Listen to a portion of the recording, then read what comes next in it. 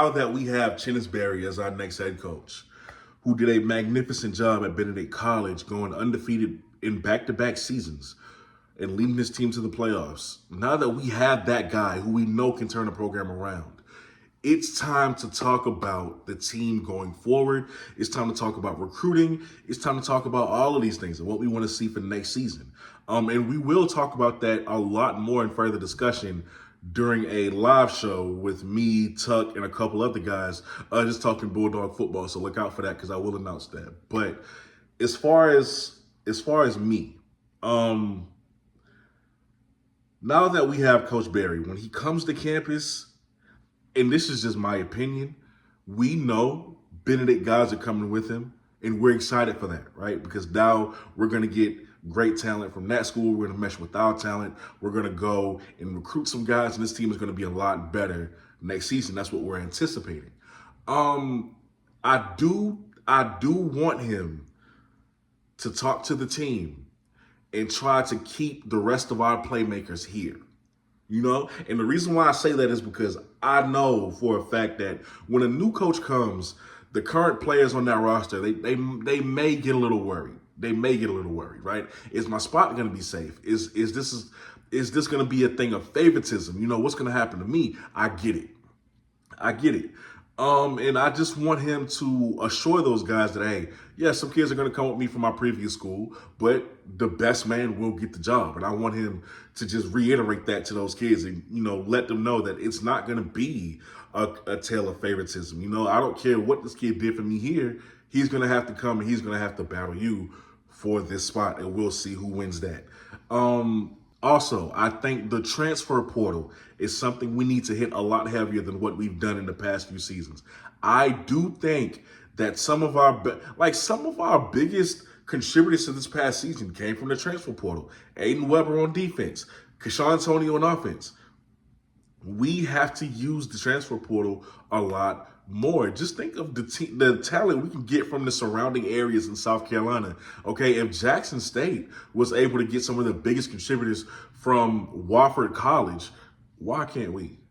There's players in the portal from all of these schools in South Carolina. We can keep that talent here. We can keep that in Orangeburg. Okay, so that way he's bringing his talent from Benedict. We have our talent that we have already on our roster, and now we're bringing guys in from the transfer portal. It can make for a much better season in 2024. So I do think we need to hit that transfer portal heavy, but I don't want to deviate from the overall formula of recruiting when it comes to getting guys out of high school, developing them, and turning them into stars, into NFL caliber players, because South Carolina State has been the best HBCU at doing that, leading all HBCUs in active NFL players. So I don't want them to deviate from getting players from the high school ranks.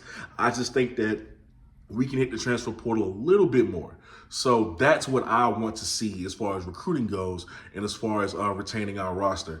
But in terms of what the offense is going to look like, I'm going to be honest. We have Andre Washington. We have both Tyler Smiths. We have Josh Shaw.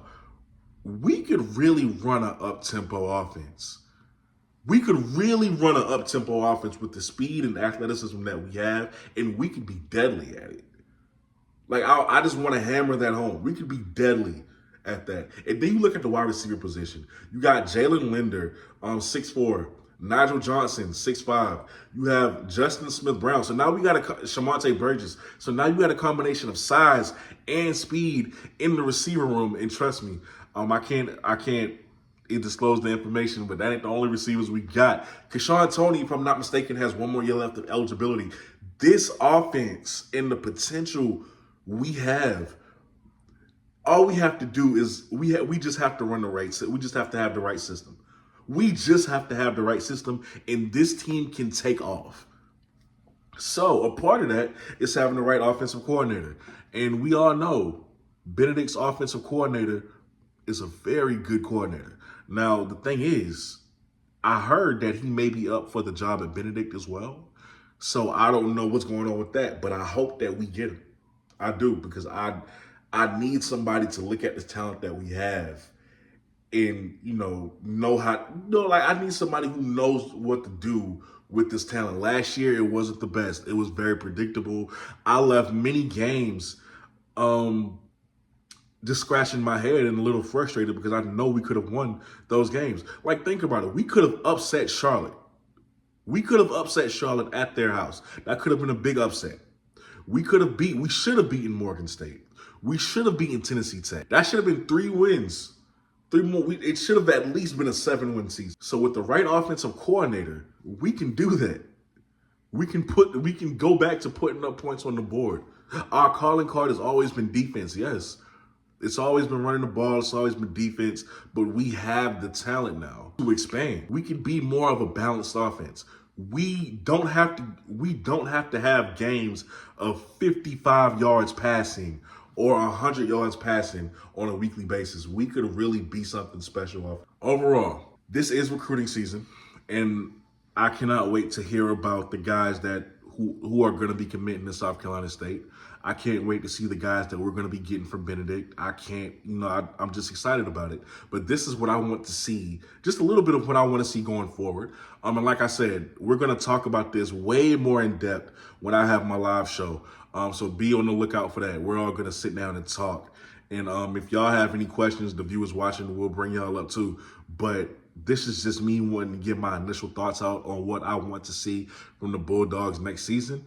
And yeah, man, let me know what you want to see down below in the comment section. With that being said, y'all are watching the BlitzCity Podcast. I'm your host, Kobe Orr. I'm out. Peace.